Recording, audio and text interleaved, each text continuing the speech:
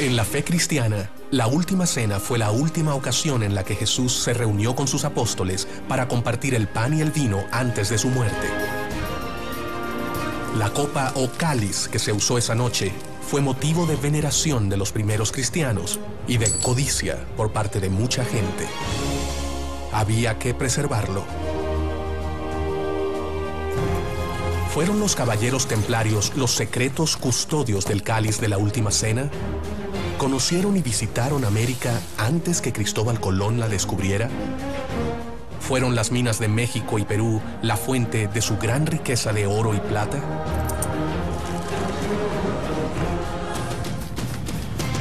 ¿Huyeron los templarios hacia América ocultando el cáliz o santo grial en la Patagonia? ¿Conocían los nazis el secreto de los templarios y de los jesuitas y exploraron América del Sur en busca del grial? ¿Se encontrará el grial aún en América? ¿Quiénes lo buscan actualmente?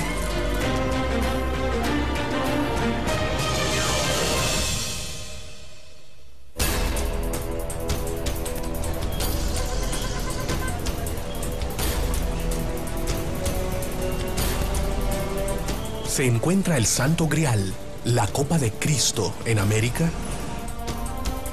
Son muchos los que han buscado por décadas el tesoro de los templarios, el Santo Grial. Los nazis buscaron el Santo Grial en distintos lugares del mundo, entre ellos en América. La campaña de propaganda nazi se alimentó de una serie de elementos de raíz decimonónica que buscaban en la Edad Media el elemento diferenciador de Alemania frente a otros estados europeos.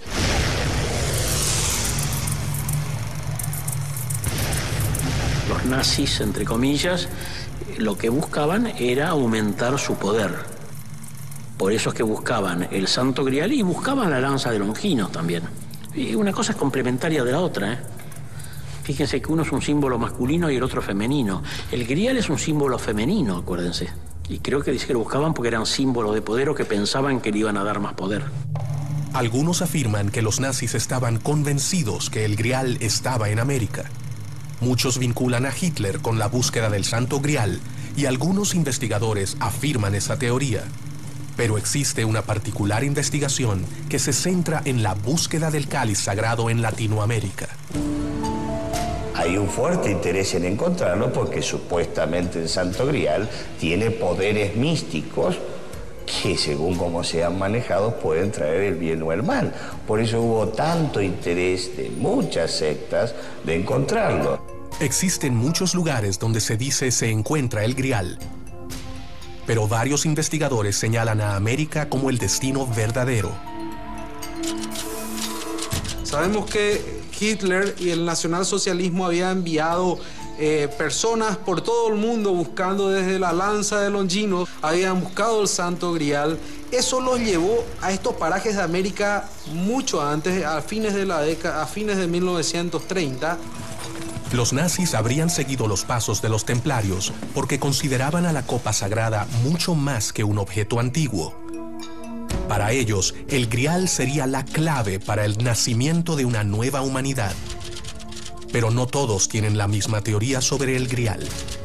La palabra Grial se hace famosa a partir del año 1190, donde un poeta y escritor francés hace una obra de teatro y dice que en un Grial se encuentran las hostias consagradas del cristianismo. Fue Robert Barón quien relaciona precisamente al Grial como la copa en la cual fue utilizada por Jesucristo en la Última Cena y que posteriormente José de Arimatea utilizara para recoger la sangre de Jesucristo al momento de su crucifixión.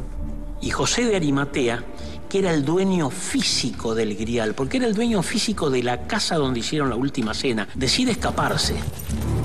y por lo tanto es una de las figuras más cercanas a Jesús. Se encargó efectivamente de recoger, según la tradición evangélica, la sangre, después de descender el cuerpo, lavarlo, según el ritual judaico, y depositarlo. Se dice desde entonces que José de Arimatea la traslada oculta y secretamente a algún lugar que no se refiere de la entonces Britania.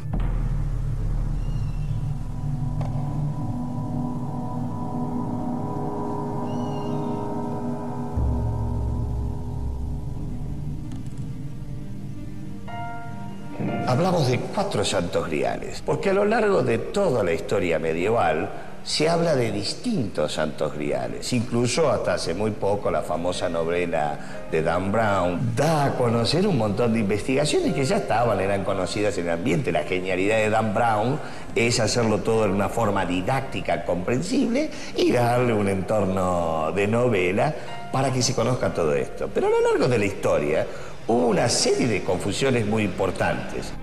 Durante siglos, la historia del cáliz o santo grial ha sido transmitida de generación en generación, alimentando el mito y, sobre todas las cosas, el misterio. Mucho más adelante, unos añitos después, un inglés va a hacer una obra famosa y recién ahí él habla del santo grial. En el relato José de Arimatea y la historia del grial, escrita por Borón, Jesús, ya resucitado, se le aparece a José de Arimatea y le entrega el grial para llevarlo a la isla de Britania y allí construir la primera iglesia cristiana, en Glastonbury. Allí también debería crear una dinastía de guardianes caballeros para mantener el grial a salvo. ¿Fueron los famosos caballeros templarios los sucesores de los primeros guardianes del grial? Los templarios es el nombre con el que genéricamente se conoce a los pobres caballeros de Cristo y del Santo Sepulcro de Jerusalén. Fue una orden militar internacional fundada en 1120, con el objetivo particular de proteger a los peregrinos que realizaban el viaje hasta Tierra Santa. Pero cuando ellos llegan a la ciudad de Jerusalén, el rey Balduino I les dice que les va a dar un lugar en lo que fueron las caballerizas del templo del rey Salomón. Y de ahí es donde adoptan más adelante el nombre de templarios. Templarios porque van a vivir en el templo de Salomón. Los templarios tenían derechos sobre sus conquistas en Tierra Santa y atribuciones para construir fortalezas e iglesias propias, lo que les otorgó gran independencia y poder. En el año de 1118, surge en Europa una orden monástica con el propósito de cuidar los santos lugares, de cuidar las cisternas o los abastecimientos de agua para los peregrinos que acuden a los santos lugares. La finalidad primordial que han tenido siempre los templarios fue siempre y sigue siendo la de custodiar el Santo Grial. Inicialmente la orden se crea a partir de 9 caballeros. Hasta ese momento estos 9 caballeros no estaban constituidos legalmente como orden. Pero, sin embargo, estos 9 caballeros se quedaron hurgando en el templo durante 15 años. Y eso de proteger a los peregrinos no lo hicieron en absoluto. Se dice que la Orden del Temple rápidamente obtiene su fama y poder gracias a todas sus riquezas. Y en un momento determinado, el dinero y las riquezas que llegan a tener los templarios son tan grandes que ellos crean la primera banca que la humanidad va a conocer. Y en consecuencia, a lo que asistimos a partir de la segunda mitad del siglo XI es a un intenso proceso de monetarización de la economía y por lo tanto de la introducción de metales preciosos en la economía europea. De tal manera que en la cuenca mediterránea se inicia un despegue del comercio y por lo tanto el desarrollo del capitalismo mercantil tal y como lo conoceremos en el siglo XV. Esto fue un descubrimiento asombroso para la humanidad porque es la primera vez que nadie va a tener que transportar caudales a través de las rutas y los caminos, haciendo que los robos sean imposibles. Con una orden de pago hecha por los templarios, el dinero es como si hubiera pasado desde un banco hacia otro, como lo hacemos actualmente a través de las redes cibernéticas. Por lo tanto, los templarios que poseen dominios en toda Europa occidental, pero cuya zona privilegiada de actuación es precisamente Tierra Santa, se van a convertir efectivamente en intermediarios principalísimos en esas redes de comercio y por lo tanto accederán con cierto privilegio sobre las rutas comerciales y en consecuencia se beneficiarán de la llegada de metales preciosos. En consecuencia y en sentido contrario, estos metales preciosos pueden ser invertidos en sus propios dominios. La Orden del Temple logró obtener un gran poder económico en muy poco tiempo, creando a su alrededor una gran intriga sobre el origen de su riqueza. El investigador Alejandro Vega Osorio sostiene la teoría que la riqueza de los templarios venía de un nuevo continente y ésta llegaba a un puerto secreto. El puerto de La Rochelle era un poderoso puerto militar secreto que tenía la Orden Templaria a las orillas del Atlántico sobre Francia. Ese puerto concentraba todas las encomiendas templarias, todos los caminos convergían hacia ese puerto en el cual no entraba nadie. Pero a ese puerto llegaba la plata que venía desde América, plata que salía desde el Paraguay, ya procesada en forma de lingotes, y era embarcada en el puerto de Santa Catarina en Brasil. Y América todavía no había sido descubierta. Se supone que cuando la orden fue cerrada en el año 1307, muchos de los templarios que escaparon a la Horda de la Hoguera tomaron estos barcos. El mito y la leyenda también dice que algunos de esos barcos pudieron haber venido a América. Si los templarios habrían transportado plata de América, significa que ellos podrían haber tenido conocimiento del continente mucho antes que Colón lo descubriera. ¿Pero llegaron siguiendo rutas de viejos conquistadores como los vikingos? Los vikingos llegan a América entre el año de 982 a 986, encabezados por Eric el Rojo. Poco tiempo después, para el año 1000, su hijo, Leivik Eriksson, llega a tierras continentales y establece algunas colonias en lo que hoy es Canadá y la parte norte de Estados Unidos.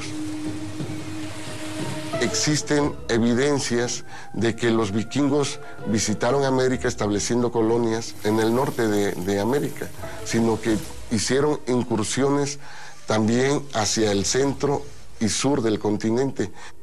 Según el investigador José Lidio Andraca, los vikingos tuvieron una fuerte presencia en todo el continente americano. ¿Pero existe evidencia sobre esto en mapas europeos de la época?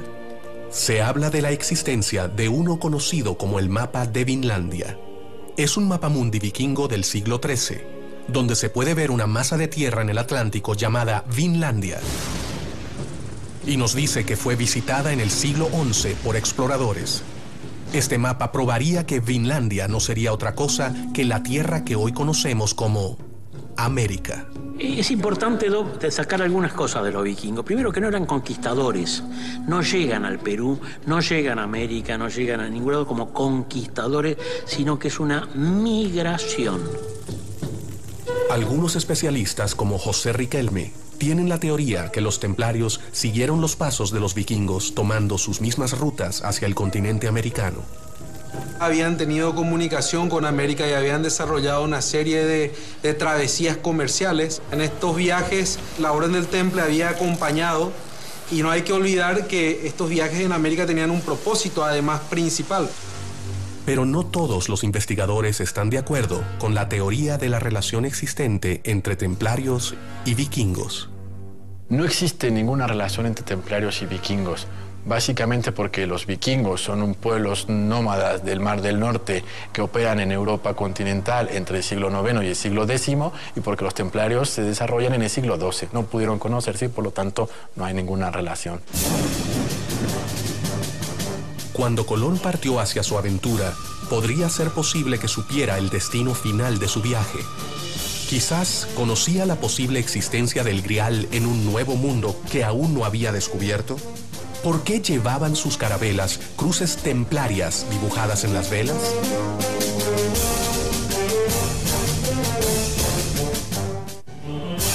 el Santo Grial contiene la sangre de Cristo. Supuestamente el Santo Grial tiene poderes místicos. Quien fuese el afortunado en encontrarla tendría por consiguiente vida eterna. Los nazis lo que buscaban era aumentar su poder.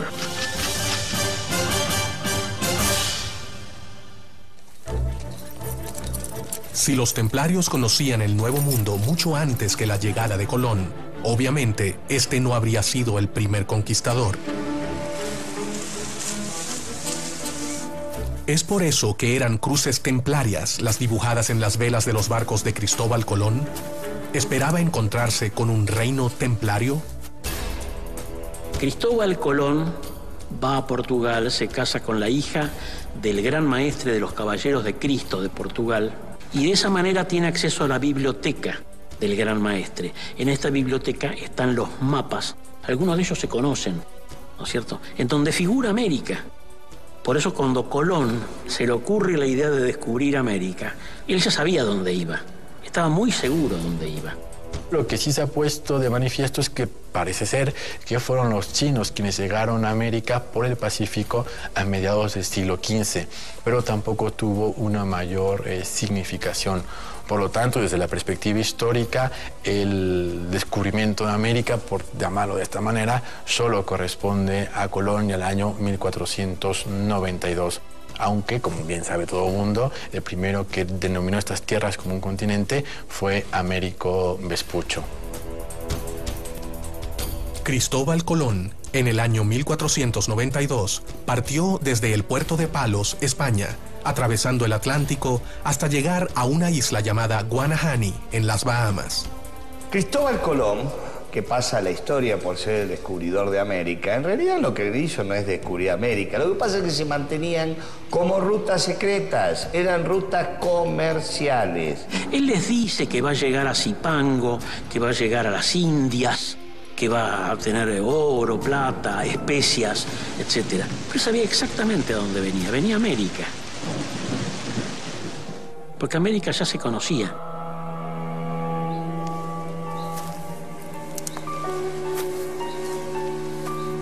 Se dice que Colón se pone bajo la advocación de los templarios y le coloca a las velas de sus carabelas las cruces templarias. Los españoles sabemos que las carabelas vienen con este símbolo que es la cruz patada, que es el emblema de los templarios. ¿Por qué Colón traía velas templarias, blancas y con las cruces rojas?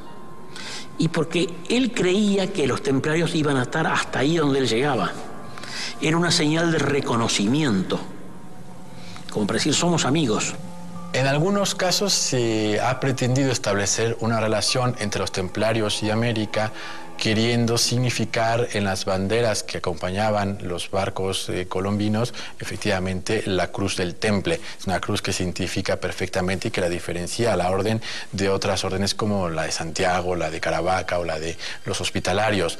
Pero esto no significa que hubiera habido templarios en las naves de Colón. Si las cruces funcionaban como una señal de reconocimiento para pobladores originarios, esto quiere decir que otras culturas pudieron haber llegado mucho antes e impusieron sus símbolos. Si esto sucedió, tendrían que existir evidencias de su presencia antes del descubrimiento de América. En todas las comunidades indígenas existen referencias a gente blanca que incluso enseñaron el concepto de lo que es la cruz para los prehispánicos. Cuando llegaron los españoles, no fueron recibidos con sorpresa, de hecho los esperaban. Según los investigadores José Lidio Andraca y Alejandro Vega Osorio, seguidores de estas teorías polémicas, una de las cosas que más habría asombrado a los conquistadores españoles fue que los indios no se extrañaban al contemplar a los caballeros armados.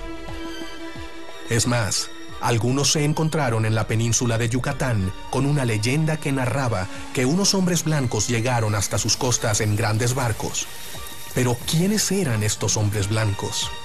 ¿Cuál era su origen? Varios estudios realizados por un grupo de investigadores indican que los vikingos llegaron al continente americano desde Dinamarca en el año 900 después de Cristo. Entre quienes apoyan esta teoría se encuentran los investigadores Fernando Martí y Alejandro Vega Osorio, quienes además afirman que los vikingos desembarcaron primero en el Golfo de México y luego se dirigieron por tierra hacia el sur, a Tiwanaku. Bullmann llega en el 900 y pico. Él llega al Perú, se establece ahí y comienza el imperio de Tiahuanaco, cuya casta dirigente, su familia dirigente, son vikingos. Es que dura hasta el año 1250, en que es deshecho militarmente por los araucanos. Previa a los templarios, hubo muchas corrientes inmigratorias en América que se expandió hacia el sur. Los templarios pudieron llegar porque existía un imperio vikingo danés en Tiahuanaco. El impulsor de la teoría sobre la presencia templaria en América fue el oficial nazi y SS francés Jacques-Marie de Maillet. De sus libros se desprende gran parte de las hipótesis que hoy intentan demostrar sus seguidores.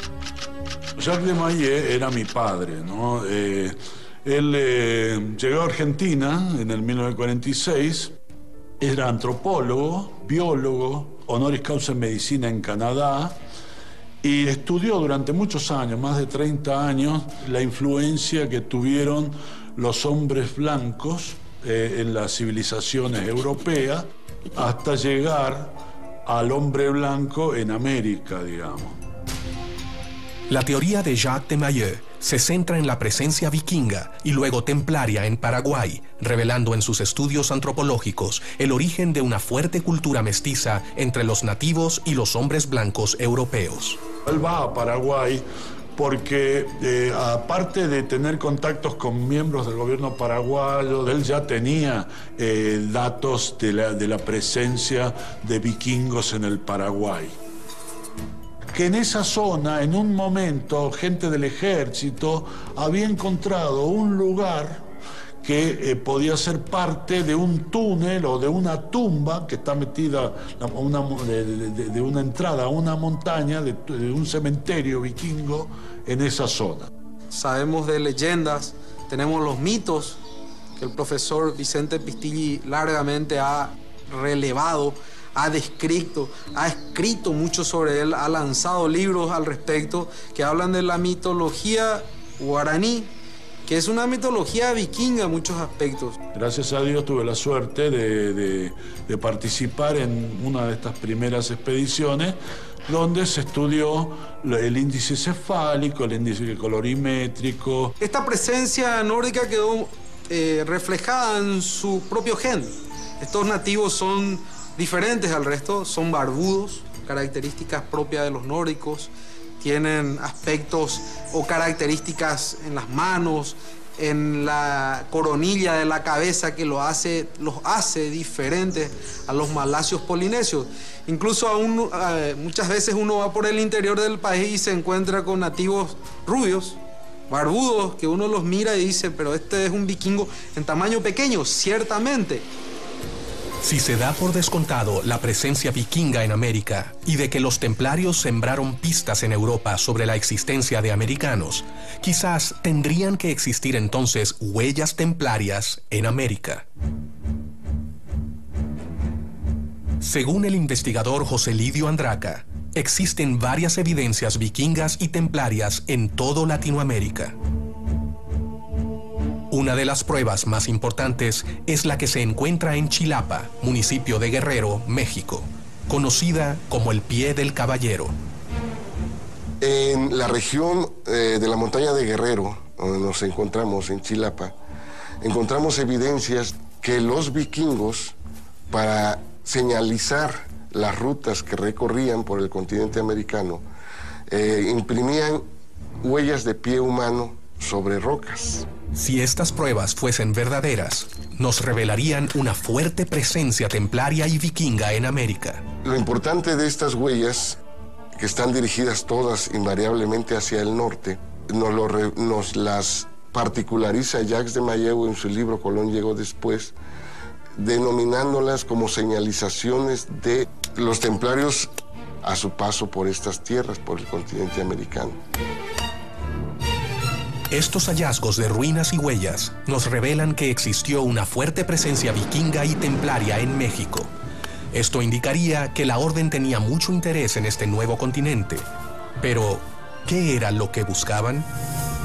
¿Era el objetivo final la creación de un nuevo orden mundial? ¿Pudieron haber transportado el Santo Grial desde Britania hasta México para ese fin? ¿O buscaban otra cosa en estas tierras? ¿Por qué Colón traía velas templarias? Él creía que los templarios iban a estar hasta ahí donde él llegaba. Colón se pone bajo la advocación de los templarios y le coloca a las velas de sus carabelas las cruces templarias. Previa a los templarios, hubo muchas corrientes inmigratorias en América. Los templarios, para señalizar las rutas que recorrían, imprimían huellas de pie humano sobre rocas.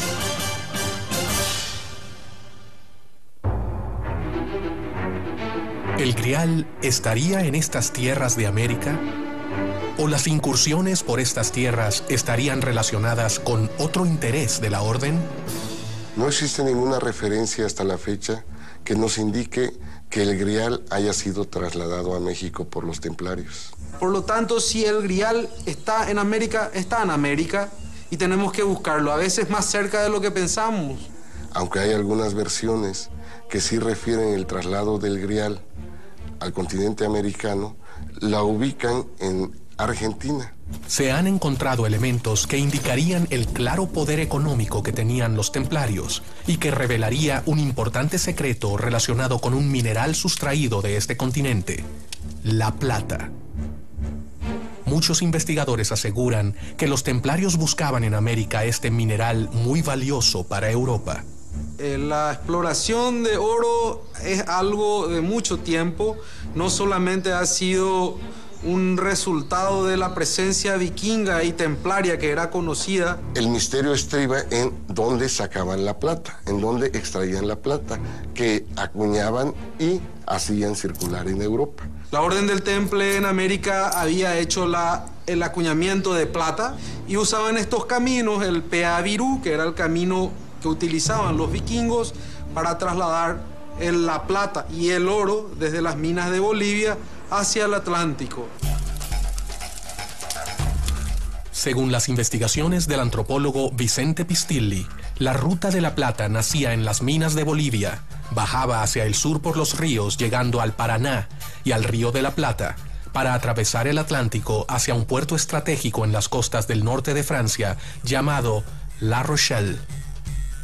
Los templarios participaron en todo caso del proceso de desarrollo del capitalismo. Desde el siglo XI Europa asiste a un crecimiento económico impulsado por un aumento demográfico y por un crecimiento en la producción cerealística. A partir de los templarios podemos decir que se crea la banca en el mundo, los primeros bancos que van a existir en el mundo. ¿Por qué causa? Porque a partir de un concilio ecuménico ellos tienen el poder de aceptar dinero. La plata era el nivel adecuado para la transacción. Por eso se dice que los templarios buscaban la plata, según cuenta el investigador Pistilli. Los incas del Ecuador imprimían plata en monedas de plata en una sola cara. Adquirieron estos conocimientos de Europa. Los caminos eran muy peligrosos en esa época. Los templarios ponían postas cada 24 horas de marcha. La plata en Europa era un mineral muy escaso. Ni en África, ni en toda la tierra conocida en aquellos tiempos, existía la cantidad suficiente que manejaban los templarios para sus transacciones económicas. Tú no llevabas dinero, tú no llevabas efectivo. El efectivo lo depositabas en el lugar de salida, se lo dabas a los templarios te daban una letra de cambio. Uno de los descubrimientos más importantes encontrados sobre el manejo de la plata y el adelantado sistema financiero de los templarios fue realizado por el investigador de la SS, Jacques-Marie de Maillet. Bueno, entre los descubrimientos que hace mi padre en Paraguay, que para él es de mucha importancia porque le cierra toda la investigación que había hecho del viaje de los templarios a América antes de Colón. Entonces él encuentra allí una fundición de plata. No sabía qué era esta canaleta hasta que, bueno, un ingeniero le informa que es el rebalse que tienen cuando hierve, cuando está caliente la plata, se produce una espuma y todo esto. Y la razón por la cual era fundida la plata y transformada en lingote era para poder transportar en sus barcos los lingotes como lastre. Y entre los descubrimientos que hace un molde de terracota, de barro cocido, que es exactamente del mismo tamaño de los lingotes que después en algún momento se encontraron, que eran los lingotes de plata que llevaban los templarios a Europa. Construyeron catedrales incontables en todo el continente. Su poder económico superaba al Papa. Los templarios, como eran grandes constructores, con una gran experiencia, aportaron constructores. Traían albañiles, digamos, masones, que en realidad la traducción de masón es albañil. Traían, porque pertenecían a la orden templaria también estos constructores, que en Europa habían construido y construían todas estas tremendas catedrales. Los recursos salieron de algún lugar y ese fue el gran secreto que se manejaba en aquel entonces, la ruta comercial de la plata. Tenían permiso para poder prestar y a un alto interés, que llegaba incluso hasta el 50% anual. Todo eso generó, más las encomiendas donde se explotaba el campesinado, más todos los negocios distribuidos a lo largo de Europa, generó una fortuna altísima. Eso hizo que reyes se endeudaran y generaran muchos enemigos, entre ellos el rey de Francia.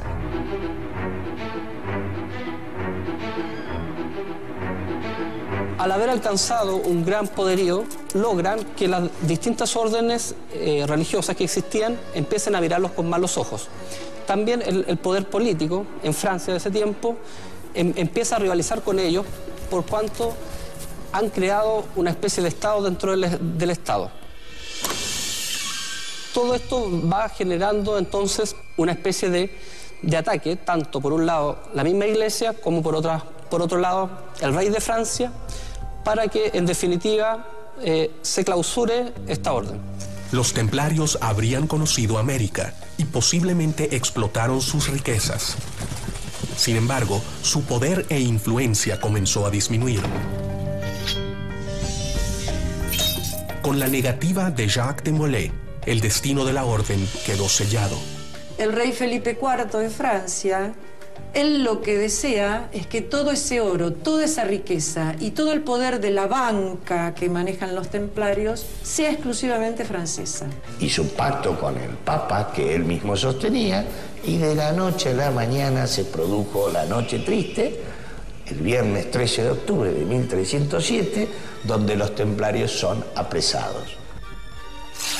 Para que un día determinado, el mismo día y a la misma hora, se tomen todos los castillos templarios de Europa, las abadías templarias de Europa, los fuertes templarios de Europa, y en un mismo acto de asedio tomar al gran maestre de la orden templaria, al famoso Jacques de Mulac, y a 49 venerables maestros.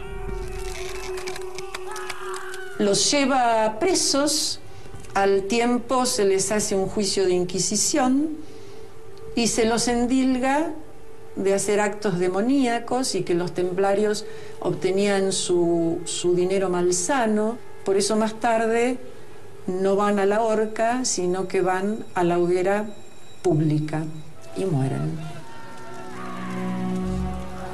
Y se dice que el rey de Francia se queda con todo el dinero de la orden.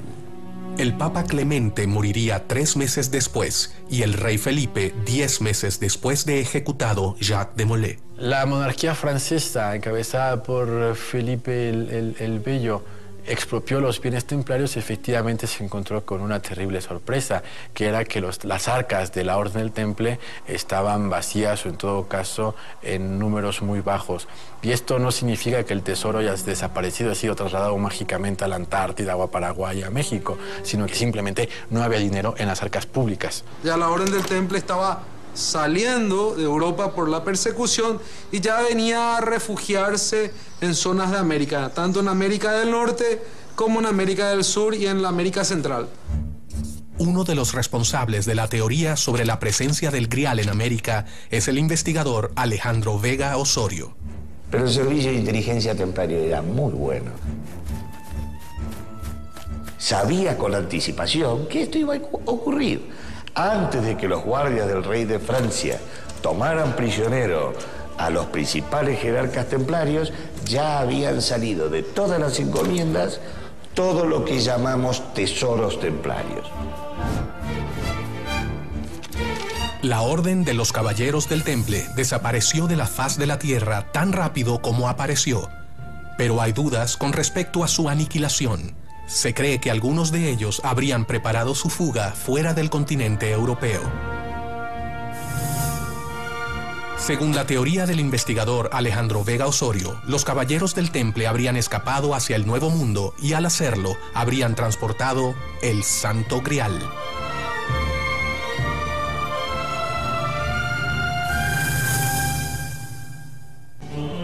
La presencia templaria en México fue con el único fin de extraer la plata y el mercurio. Que a partir de un concilio ecuménico ellos tienen el poder de aceptar dinero.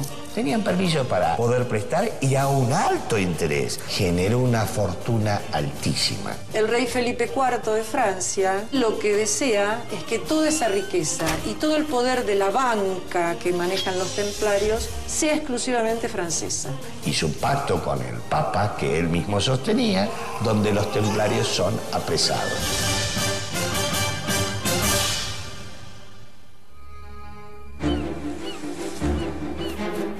Se refugiaron los caballeros templarios en el Nuevo Mundo cuando cayeron en desgracia en Europa, ocultando aquí sus tesoros, entre los que se encontraba el Santo Grial.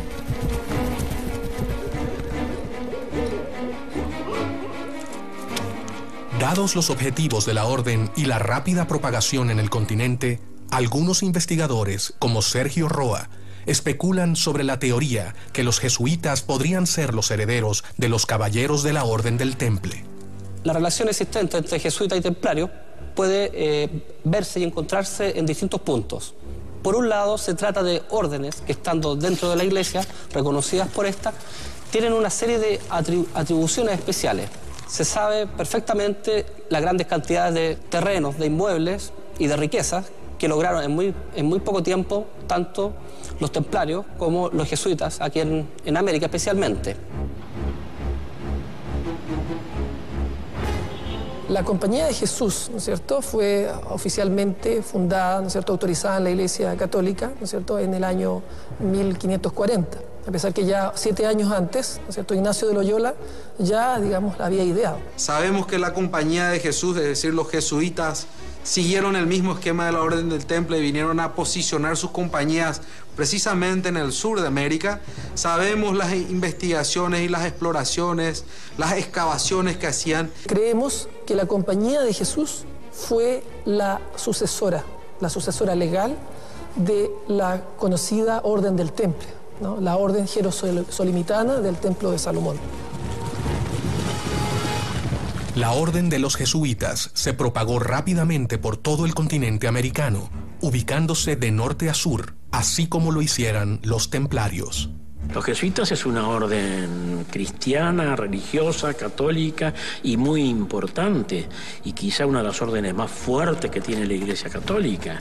Fuerte en todo sentido, fuerte en sentido espiritual, en sentido intelectual, en sentido de su formación. Entonces es lógico que el Santo Grial les interesara, es interesarse por Dios, es interesarse por el Espíritu Santo. Los jesuitas se constituían como una orden y decían ellos que donde estaba un jesuita estaba toda la compañía, de tal manera que la educación se convirtió para la orden en el arma más poderosa que podían haber tenido, pero tampoco tiene nada que ver con los templarios. Existe un libro que vincula a América con los templarios y la orden jesuita, llamado Typus Mundi, editado en 1627. El Typus Mundi es un texto, ¿no es cierto?, que consiste en una serie de grabados hechos por los jesuitas. Una de las cosas más curiosas en relación a este libro es que la primera lámina encontramos al fundador de la Orden de los Jesuitas de pie en un mapa correspondiendo a la parte de Sudamérica. Es un curioso libro de alquimia del siglo XVIII que contiene una serie de láminas que van explicando los pecados. Sin embargo, varios alquimistas como Eugène Canceliet, que fue discípulo de Fulcanelli, analizan desde una perspectiva alquímica dicho libro.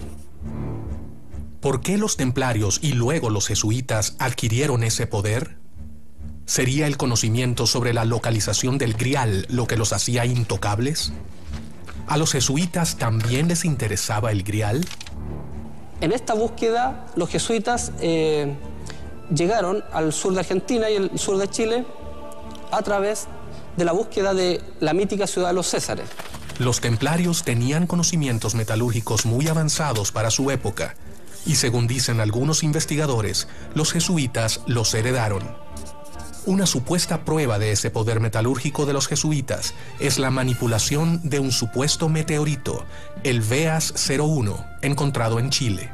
Según Rodolfo Novakovich, investigador de este tema, los jesuitas trabajaron el meteorito utilizando técnicas metalúrgicas templarias.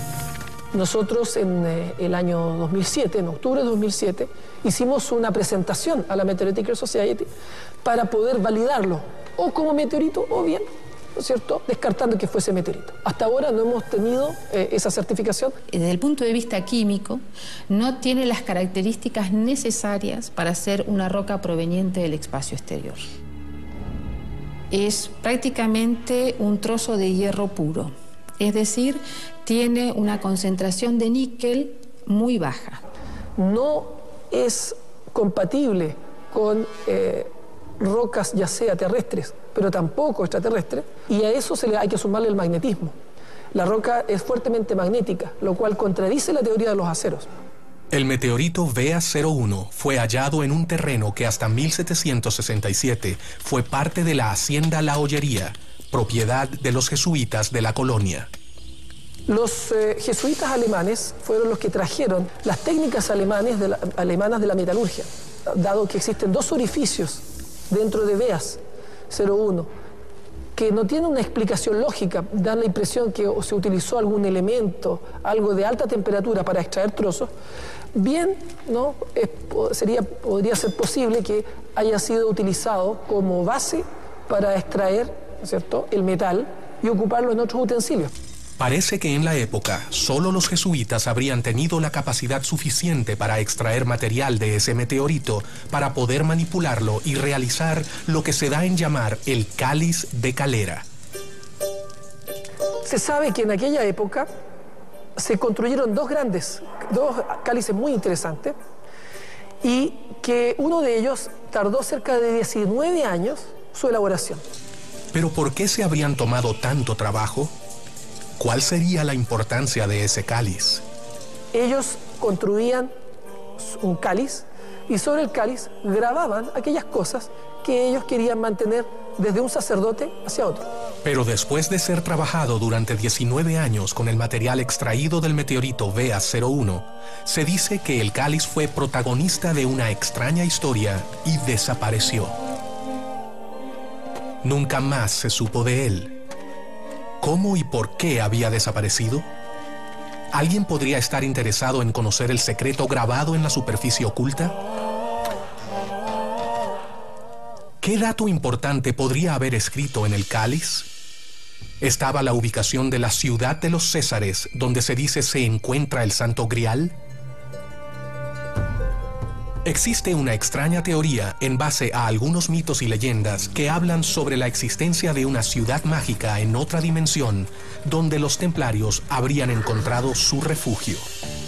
Las ciudades de los Césares realmente son ciudades templarias y están todas localizadas, vamos a decir, entre las latitudes 41 grados sur y 43 grados sur. Según algunos autores, no habría una sola ciudad de los Césares, sino varias ciudades de los Césares, con distintas denominaciones, pero siempre ubicadas cerca de la cordillera andina, tanto en Argentina como en Chile. Según Fernando Martí, existen cuevas, túneles y caminos subterráneos que se conectarían con la ciudad mítica de los Césares. Nos dijeron que fuéramos a ver unos pozos que había donde se escuchaba el ruido del mar, pero la curiosidad es que estábamos en la mitad de la Patagonia. Y efectivamente estaban estos pozos. Y estos pozos respiran. Respiran en el verdadero sentido de la palabra. Aspiran y expiran y forma una sinusoide, la aspiración y la expiración. Y el único fenómeno natural que tiene este ritmo son las mareas. Y en ese túnel está la ciudad, esta ciudadela donde está el Grial actualmente. Se dice que el Grial se encontraría en una ciudad oculta, pero son muchas las historias que mencionan este tipo de lugares mágicos y secretos. Uno de estos lugares está en la provincia de Córdoba, en la región central de la Argentina, una zona conocida con el nombre de El Cerro Uritorco, un lugar lleno de misterio, donde los templarios parecen haber dejado algunas huellas. ¿Pero es esto posible? ¿O solo se trata de ideas fundadas en antiguas leyendas?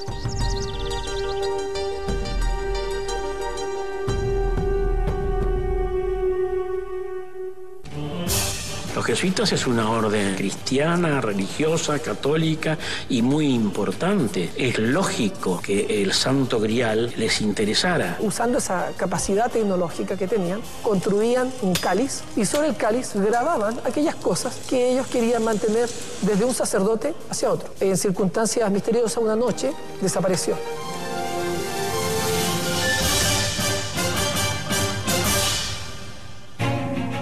Según una interpretación del mito del caballero Parsifal, este habría ocultado el bastón en el Cerro Uritorco en Córdoba, Argentina. Y según Fernando Martí, tiempo después, a mediados del siglo XX, Orfelio Ulises lo habría encontrado. Lo que nadie sabe es si estaba junto al Santo Grial.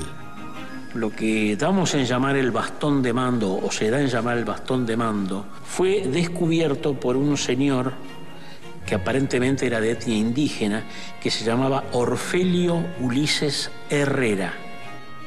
Este hombre había estado en el Tíbet, en una especie de retiro que se había ido, y allá le habían dicho en el Tíbet en dónde iba a encontrar acá el bastón de mando.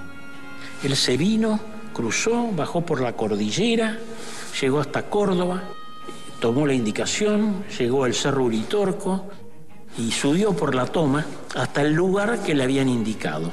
Ahí empezó a sacar piedras con las manos y de repente tocó algo. Sáquese algo y era el bastón de mando. El profesor Guillermo Alfredo Terrera, digamos, era el profesor titular de antropología de la Universidad Nacional de Córdoba. Y él era un especialista, por así decir, en los comechingones. Era especialista en los comechingones y especialista en el Uritorco.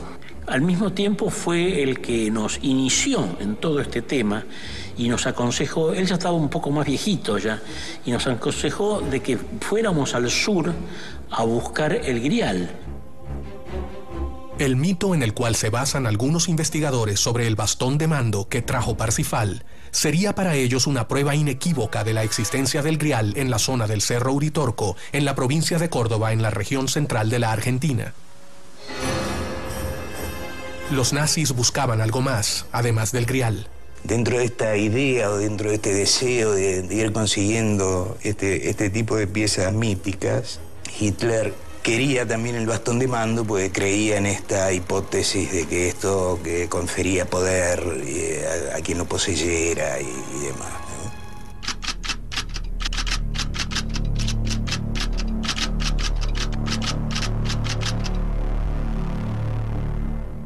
Existe la presunción en algunos círculos que los nazis conocían el secreto de los templarios y de los jesuitas y exploraron América en busca del Santo Grial.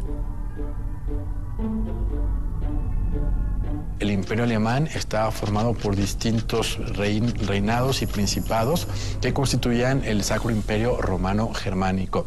De tal manera que la constitución del Estado moderno alemán tuvo que hacerse buscando elementos y señas de identidad comunes a todos estos principados. De tal manera que efectivamente Hitler lanzará una campaña para buscar tesoros medievales.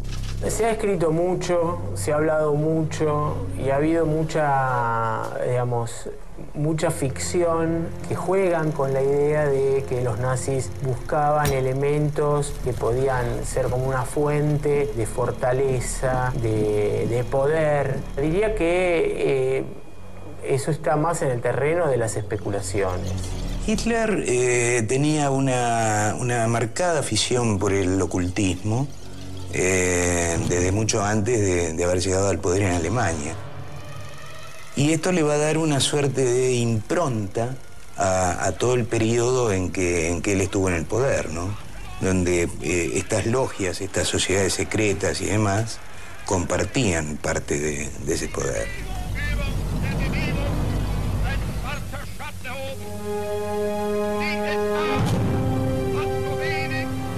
Dentro de este perfil esotérico y ocultista que tenían los nazis, y en particular Hitler, el Santo Grial era como una pieza que no podía faltar, digamos, en su colección de objetos míticos. Bueno, el nacionalsocialismo, con esta idea de crear una raza superior, tenía por un lado una mirada que no era ligada a lo divino, sino una cuestión muy terrenal y muy criminal, que eran programas de lo que ellos llamaron el programa de higiene racial y un programa de exterminio que se conoció como el programa de eutanasia nazi, que estaba destinado a mejorar, entre comillas, la raza aria. Y luego, en el siglo XIX, en la primera mitad, con el resurgir de las sociedades secretas en todo el mundo occidental, los templarios serían una buena base para alimentar el mito y las formas estructurales de estas sociedades secretas. Las teorías de muchos investigadores, como Jorge Camarasa y Fernando Martí, dicen que durante y después de la Segunda Guerra, los nazis llegaron a las costas de Sudamérica, no solo por refugio, sino buscando tesoros de la orden.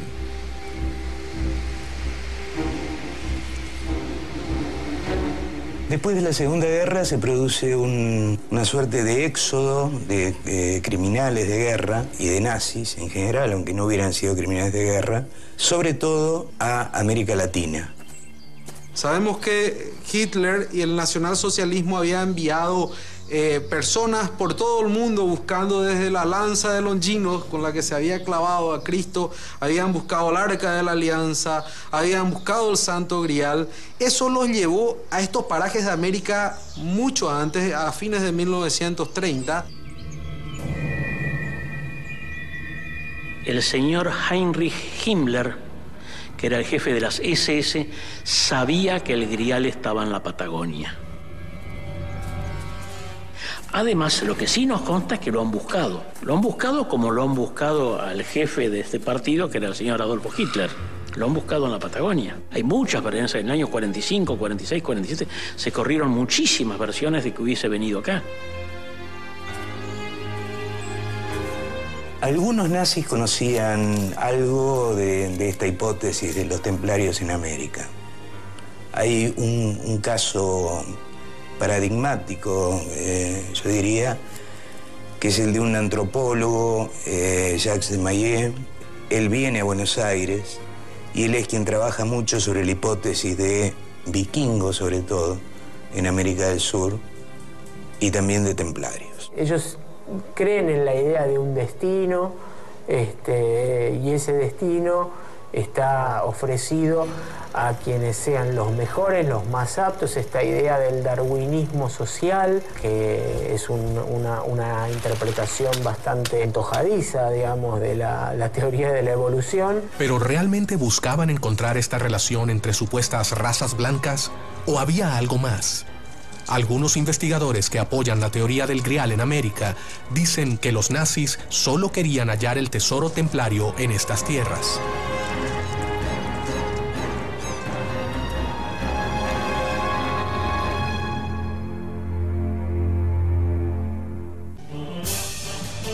Dentro de este perfil esotérico y ocultista que tenían los nazis, y en particular Hitler, el Santo Grial era como una pieza que no podía faltar en su colección de objetos míticos. El señor Heinrich Himmler, que era el jefe de las SS, sabía que el Grial estaba en la Patagonia. Lo que sí nos consta es que lo han buscado. Quería también el bastón de mando porque creía en esta hipótesis de que esto que confería poder a quien lo poseyera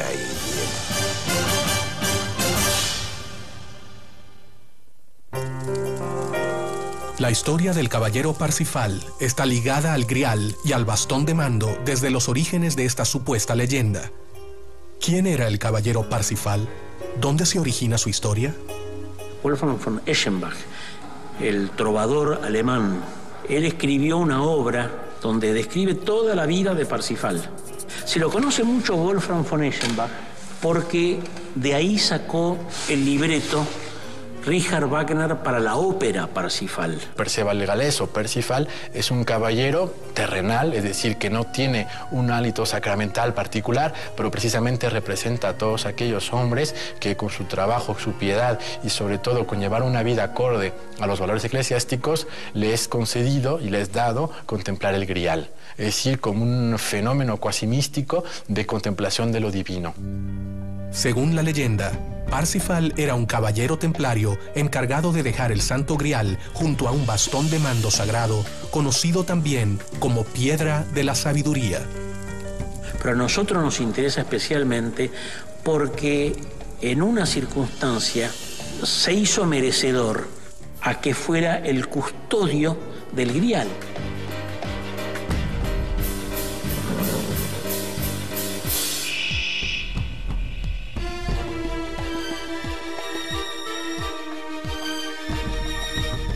No sabemos si Parsifal es una persona o son varias personas que tienen el mismo nombre, o es un cargo, que es el encargado del castillo del Grial, porque lo encontramos en el año 700 y después lo vamos a encontrar en el año 1300 también. Entonces, 600 años hay poca gente que viva. Según los investigadores, Parsifal llegó a una tierra extraña y buscó el sitio para depositar su preciada carga, el Santo Grial y la Cruz de los Templarios. Su misión consistía en dejar estos elementos junto a una piedra llamada Bastón de Mando, en las cercanías del sagrado Cerro Uritorco, en la provincia de Córdoba, en la región central de la Argentina. Cerro del Uritorco es una zona que tiene anomalías magnéticas muy importantes. Las brújulas dan vuelta en falso en la zona y es conocido desde tiempo inmemorial como un centro religioso. En ese lugar se habría depositado el lápiz Exilis y de ahí se origina la historia de Orfeo Ulises y de Guillermo Terrera, su discípulo, quien recibe ese bastón de mando. Bastón de mando que lo quiso todo el mundo y nadie lo puede conseguir. Está en manos de una familia que es la familia Terrera. Además de la obra del caballero templario Parsifal, existe un antiguo poema en el Alto Libro del Grial, en el cual este caballero también es protagonista y que narra su llegada a las costas de un nuevo continente. Existe un poema, aparte del de Eschenbach, que es el Alto Libro del Grial o Perles Paus, otra de las formas de mencionarlo a Parsifal. En ese poema, el protagonista, Percival, le pregunta al navegante del barco que lo está guiando con el Santo Grial, ¿dónde están? Y el navegante dice, no sé, no conozco las estrellas. Cambiaron de hemisferio. Y el barco encalla. El barco llega con agua, se detienen, ancla, y a la mañana siguiente está sin agua, a los pies de un castillo, en el poema. ¿Dónde puede darse eso? ¿Dónde puede darse una amplitud de mareas tan importante que un barco llega navegando, ancla en un puerto y a la mañana siguiente está sin agua? En la Patagonia Argentina. Es el único lugar donde hay una oscilación de marea tan importante, de hasta 9 o 10 metros, que de la noche a la mañana la costa queda descubierta sin agua. ¿A qué país se refería Eschenbach como Argentum? ¿Se referiría realmente a la República Argentina? Un país que se encuentra en un continente que en el siglo XII, cuando se escribió ese poema, aún no se había descubierto.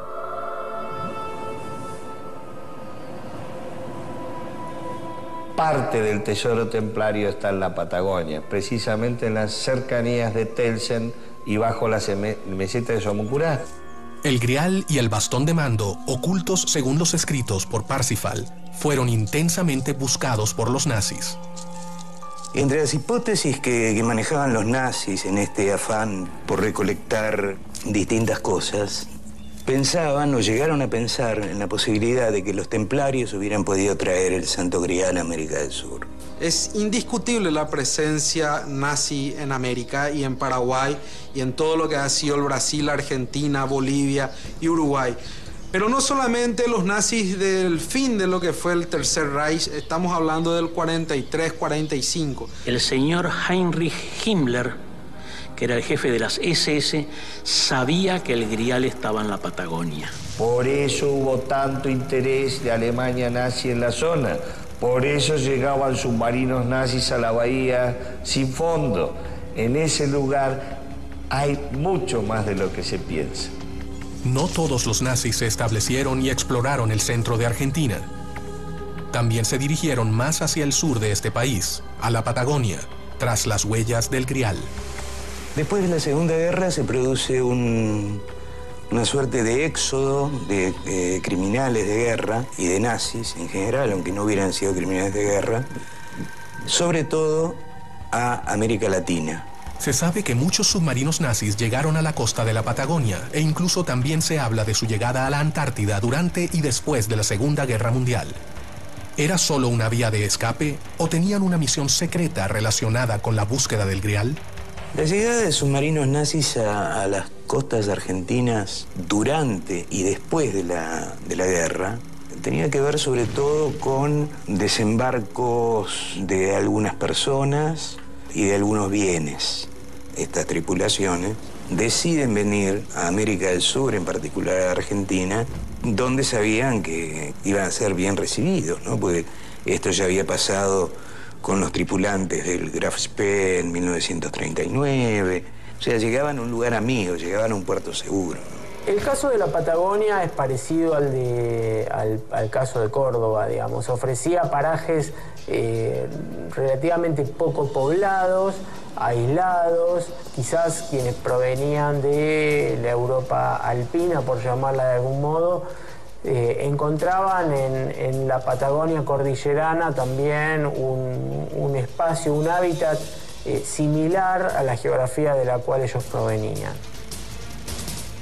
Después de la rendición alemana en la Segunda Guerra Mundial, el 10 de julio de 1945, se entregó en Mar del Plata el submarino U-530 y el 17 de agosto del mismo año, el submarino U-977. Hay muchísimos documentos que prueban la llegada de los submarinos.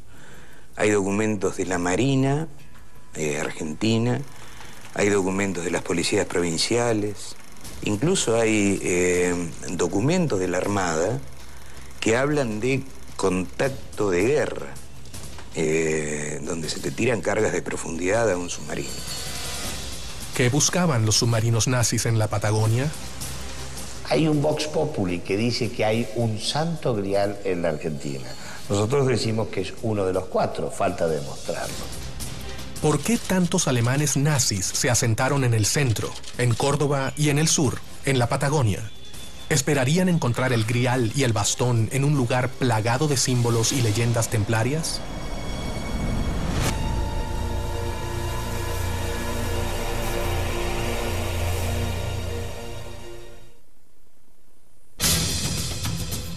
Cerro del Torco es una zona que tiene anomalías magnéticas. En ese lugar se habría depositado el lápiz exilis.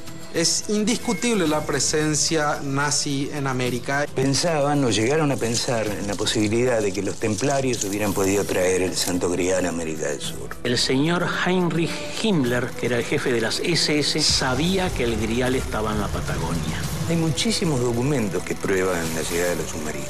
Hay un Vox Populi que dice que hay un Santo Grial en la Argentina.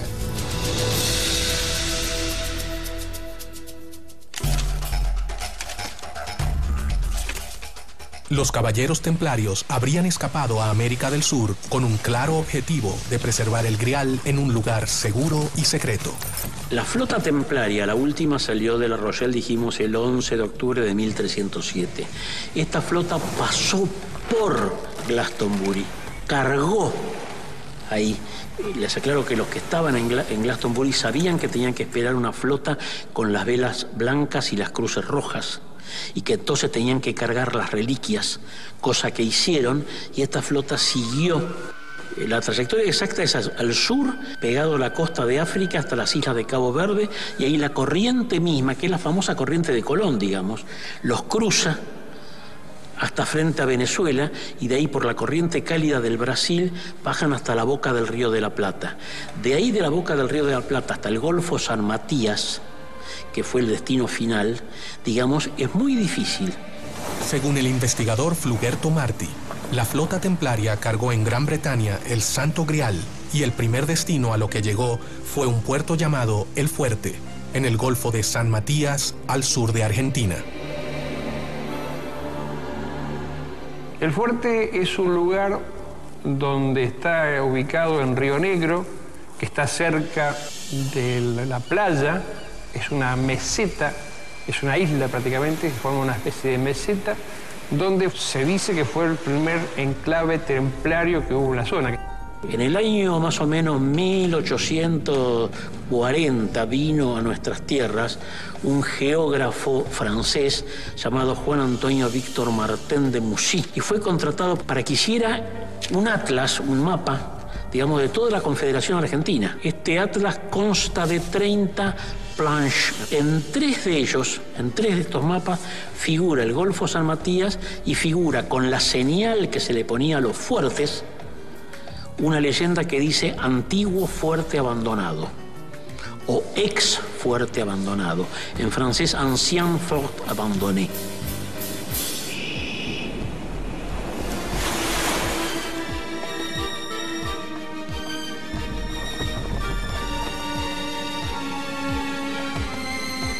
No conozco el fuerte argentino, tal como se lo menciona, así con ese nombre.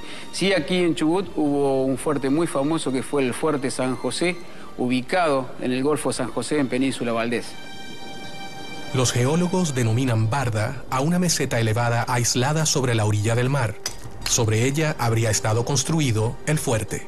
La barda, como le dicen en el sur, a la meseta en sí, donde está el fuerte, es natural, no es construida. El fuerte lo han construido arriba de eso. En cambio, el muelle ese sí parece haber sido construido, porque en uno de los costados, que es el que no le pega al mar fuerte, o no le pegaba el mar fuerte, porque ahora está en tierra, se ha subido toda la tierra, digamos, tiene todo como una especie de unos cilindros, digamos, tipo ladrillos, de un material extraño. Es como una arena consolidada, todos ordenaditos puestos. Por eso parece haber sido hecho. Si los templarios habrían desembarcado en ese sector de la Patagonia, es probable que hayan dejado más huellas como las que parecieron haber dejado en México y en Paraguay. Dadas las supuestas pruebas recogidas anteriormente, ¿continuarán esas huellas en esos lugares? Dejaron como obra, ¿no? Las cruces, los respiraderos que hay respiraderos hechos, fabricados, que tienen relación con la subida y bajada de las mareas.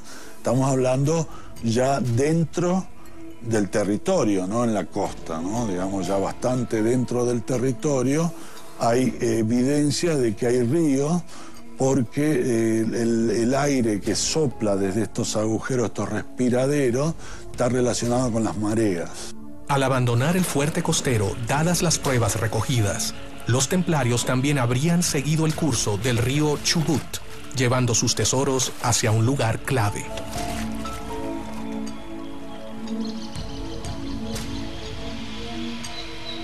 Pero también existen otras importantes evidencias encontradas en la misma zona. Hay un cementerio galés, tendrá unas 50 tumbas más o menos, muy antiguas, pero hay una tumba, una tumba que es más antigua que todas, es una reliquia. Las tumbas que podemos ver en el cementerio galés de Trelew son los primeros pobladores galeses que han llegado acá en la zona, ¿no? Y una tumba muy importante que tiene una característica muy especial, que es una S en símbolo de serpiente y que está entrelazada y que principalmente es un mantra de un trabajo alquímico. Para estos investigadores, estos restos arqueológicos hallados confirmarían fehacientemente la presencia templaria en la Patagonia argentina. ¿Habrán dejado oculto aquí el Santo Grial? Hemos podido averiguar fidedignamente qué es ese símbolo. Porque ese símbolo, ¿sabes dónde se encuentra? En las iglesias templarias del sur de Francia. El símbolo se llama el crismón. Es un símbolo de Cristo, pero que utilizaba severos templarios. ¿Los pueblos galeses habrían buscado su tierra prometida en este rincón del mundo? ¿No sería casual que lo hicieran en lugares donde los templarios se habrían establecido siglos antes? Quizás ellos también seguían el camino del Grial. Los estudiosos aseguran que los colonos galeses se preguntaban ¿cómo habían hecho los templarios para atravesar de forma tan rápida la Patagonia? La respuesta a esta pregunta, según Alejandro Vega Osorio, estaría debajo del suelo. Debajo de la meseta patagónica, a más de 200 kilómetros de la costa del Atlántico, aparecen agujeros en la roca, de donde sale aire y se aspira aire. Hay una curva de 36 horas donde cambia de aspirar con mucha fuerza a exhalar aire. Y el aire que exhala, lo exhala a 5 grados de temperatura, con una humedad relativa del 85%, igual al agua del Atlántico. Según el investigador, existiría lo que él denomina agujeros que respiran, extraños túneles conectados a una supuesta corriente de aire subterránea. Y ese cambio entre la exhalación y la aspiración corresponde con la subida y la bajada de la marea del Atlántico y del Pacífico. Estos túneles no son conocidos, pero sí se sabía que existían en los ambientes esotéricos. Ya desde el tiempo antiguo existía algo que se llamaba bahía sin fondo. ¿Pero qué es lo que indicarían estos respiraderos? Respiraderos, lo que hay normalmente a veces es en los pequeños mallines de agua, donde se acumula agua, el agua brota como volcancitos de arena. Nosotros los geólogos lo conocemos como pequeños volcanes de arena, que son pequeñas burbujas que salen, que vienen arrastradas por el agua. Para algunos investigadores, esto indicaría la existencia de un inmenso río subterráneo debajo de la meseta patagónica que conectaría con los supuestos sitios templarios. Pero para los especialistas, esto parece ser imposible, dadas las condiciones geológicas de la región.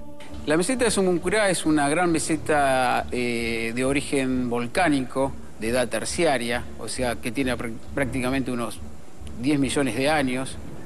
Y ese plató volcánico se ubica en la zona norte de Chubut y sur de Río Negro y abarca varios miles de kilómetros cuadrados. Y es que hay un canal subterráneo que une el Atlántico con el Pacífico.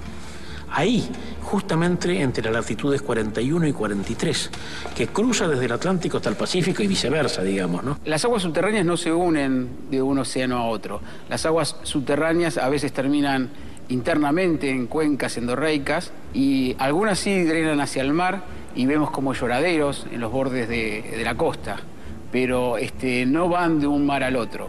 Hay algunos investigadores que dicen que los misteriosos pozos ubicados a lo largo de la meseta de Somoncurá son la clave para encontrar el lugar donde descansa el tesoro templario.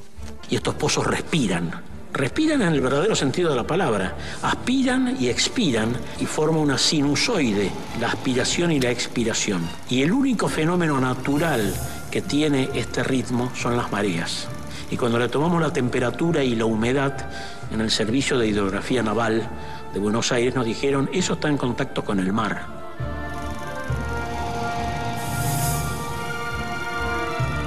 Según los investigadores, existe una extraña teoría que dice que los nazis llegaron al continente sudamericano ingresando con sus submarinos por los ríos subterráneos.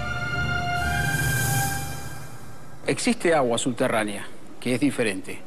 Digamos, el recurso de agua subterránea es algo común. Ahora, existe un gran mito con respecto a los ríos subterráneos. Los ríos subterráneos que normalmente vemos en televisión, como por ejemplo las películas de ciencia ficción, donde se muestran, o los mismos libros de Julio Verne, hablan de mundos subterráneos. En Patagonia y en diferentes partes del mundo, esos ríos tal cual están en nuestra imaginación popular, no existen. Los investigadores Martí y Osorio avalan la existencia de un escondite secreto, donde allí se encuentra el mayor tesoro templario, el Santo Grial.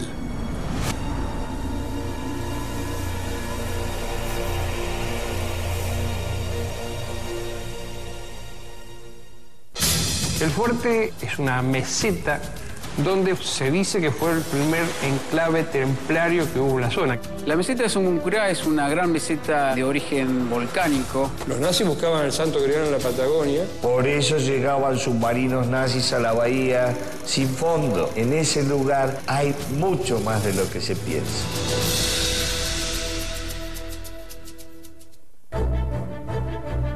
¿Hacia dónde conduce la pista del río subterráneo en la Patagonia? ¿Cuáles son las pistas para llegar al Santo Grial? ¿Realmente existe este lugar? En la provincia argentina de Chubut se encuentra una pequeña localidad llamada Telsen. ¿Es esta región la última morada del Santo Grial?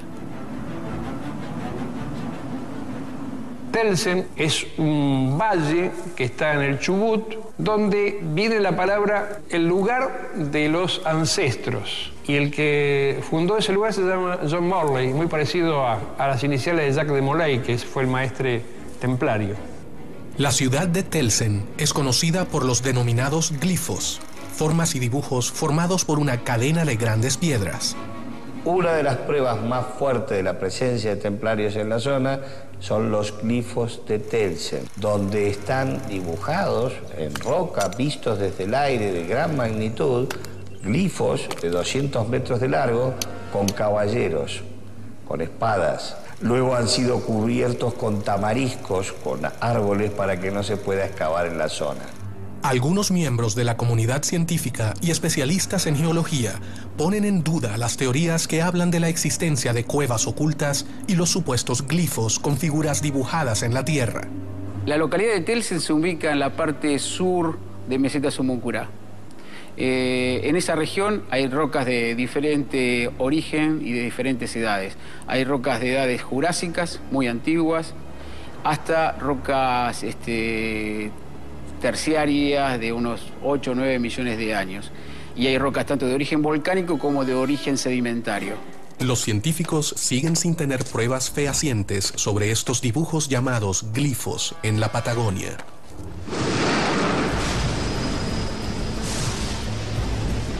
Existen pruebas de vikingos y de templarios en la Patagonia, principalmente en unas piedras que fueron encontradas en unas excavaciones que hicieron al lado del río Chubut, acá cerca de Trelew, donde hay runas vikingas. Principalmente la runa del Valhalla, que es el absoluto de los vikingos, está en todas las piedras, ¿no? Está esa runa se encuentra implícita en todas las piedras que se han encontrado. Telsen es señalada por muchos investigadores como el destino final del tesoro de la Orden Templaria, donde también se dice que se encuentra la ciudad de los Césares, y donde los ríos subterráneos llegan hasta allí.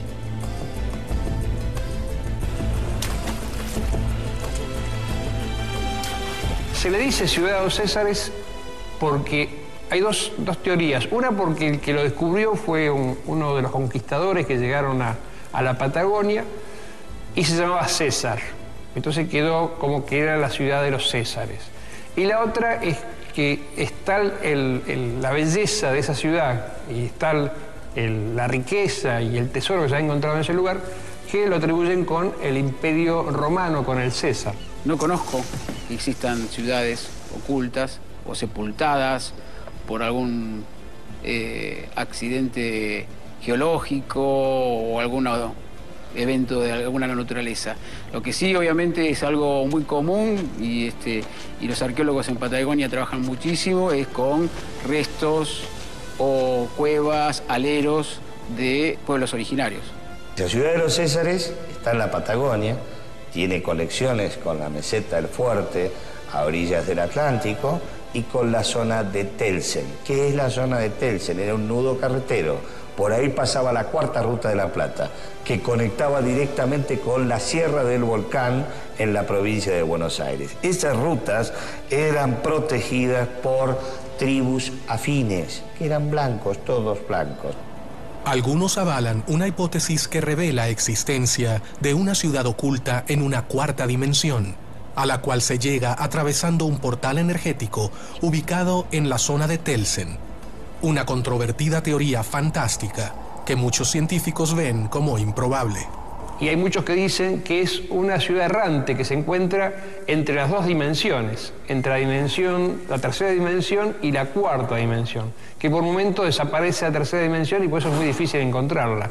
Es una leyenda como la del Dorado en la zona de Centroamérica. La leyenda sobre esta ciudad de los Césares está vinculada con la región de Telsen. Pero, ¿por qué nadie puede explicar su ubicación? Existe un gran hermetismo entre los habitantes de la localidad de Telsen, quienes se niegan a dar testimonio sobre el tema. El Grial y la ciudad oculta parecería ser un secreto bien guardado por los lugareños, un mito difícil de comprobar, un misterio que aún sigue sin respuestas. Es muy evidente lo que los pobladores de Telsen se niegan a veces a hablar sobre el Santo Grial y sobre todas esas cosas que se encuentran en Telsen, porque es un poco de recelo que tienen con su pequeña población, con su pequeño lugar, ¿no? Que no quieren sentirse invadidos por turismo, por situaciones un poco agresivas hacia la que es la ciudad tan pacífica que era la población de Telsen.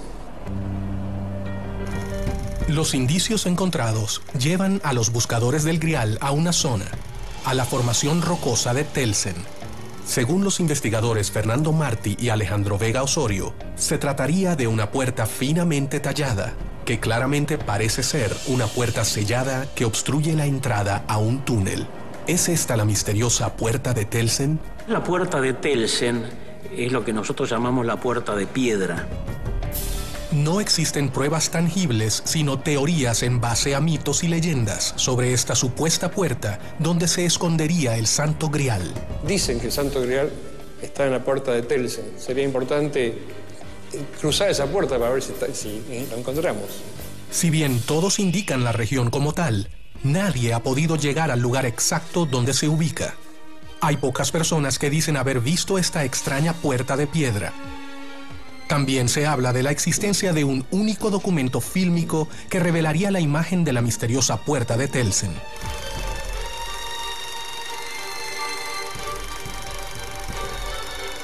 La puerta en sí es una cueva que ha sido sellada. Dentro de esa puerta se supone, y esto es especulativo, hay material templario.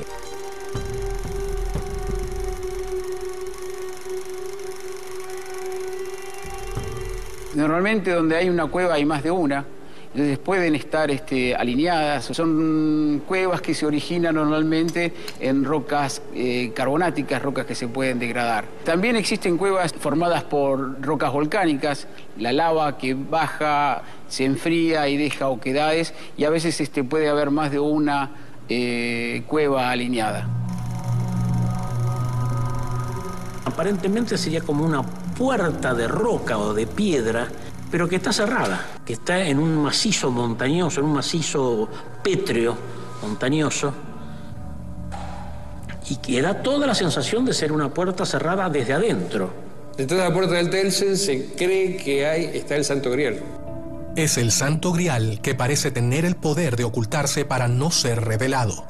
Nadie puede decir con exactitud el lugar donde se encuentra la puerta. Uno puede observar, y hay mención de una puerta en la localidad de Telsen. Las imágenes que yo he visto no me indican de que existiera una puerta, sino más bien parece exactamente una morfología de la roca volcánica muy similar a una puerta, pero solo es el aspecto de puerta. Estamos hablando siempre de rocas volcánicas. Las imágenes en este video son supuestamente las únicas pruebas actuales de la existencia de la puerta de Telsen, la morada del Santo Grial. ¿Son estas pruebas que pueden ofrecer un claro indicio de que el Santo Grial estaría en Telsen, en la Patagonia Argentina? ¿Es realmente posible que la puerta de Telsen sea su última morada?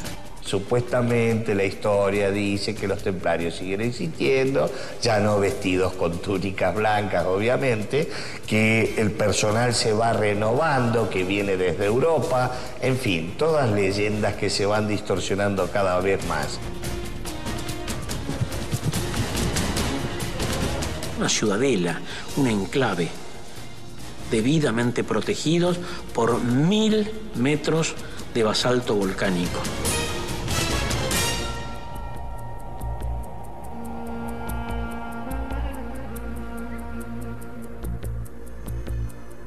La Patagonia Argentina esconde un último secreto sobre el Grial, un enigma que espera ser revelado. Existen templarios en todo lo que es Latinoamérica también, en Europa. Acá tenemos en Argentina la Orden de los Caballeros Templarios, que su sede principal está en Buenos Aires, y acá tenemos en la Patagonia tenemos la preceptoría, la cual yo estoy a cargo. Y hay también templarios en Perú, y en Chile, y en Paraguay, y en Brasil, y hemos conformado la Unión Templaria Latinoamericana, donde están todas las órdenes asociadas en esa Unión Templaria. En la actualidad no existen templarios como tal. La orden fue disuelta en 1212 por el Papa Clemente V, de tal suerte que todos los grupos que posteriormente se llaman o se hacen llamar templarios no tienen absolutamente nada que ver con la orden original, aunque ellos puedan retomar una simbología, unos valores o unos ritos propios de los templarios. En Europa existen órdenes templarias, sabios de la orden monástica que tratamos, con otras características que incluso ellos han estado buscando y rescatando muchos de los conocimientos trascendentes que ha permitido el mayor conocimiento de esta orden.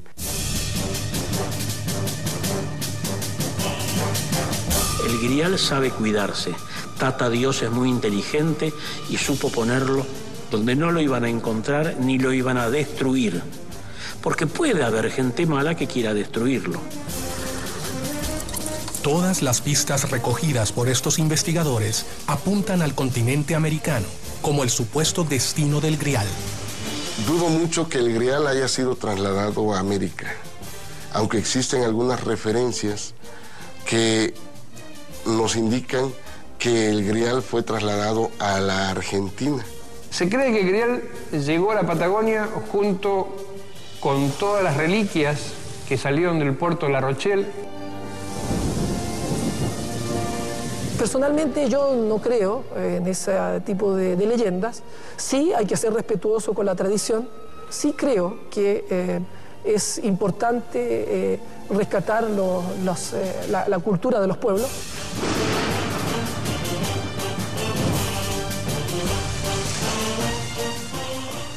Parte del tesoro templario está en la Patagonia, precisamente en las cercanías de Telsen y bajo la meseta de Somoncurá. Investigadores de todo el mundo siguen encontrando pistas sobre el Grial y todas apuntan al continente americano como su destino. Pero ¿realmente estamos ante un mito o una realidad que quiere ocultarse? Mientras tanto, en la ciudad de Telsen parece esconderse muy bien el secreto templario. Lo primero que habría que determinar es si el Santo Grial existe. En el caso de que exista, verdaderamente no se sabe dónde está porque nunca se lo ha encontrado, a pesar de que hubo mucha gente que lo buscó durante muchísimo tiempo. En último caso, la copa que pudo haber servido a Jesús en la última cena se perdió a lo largo de la historia y hoy en día hay 3 o 4 santuarios en Europa que reivindican para sí la posesión del auténtico grial. Si hay 4 significa que ninguno es verdadero.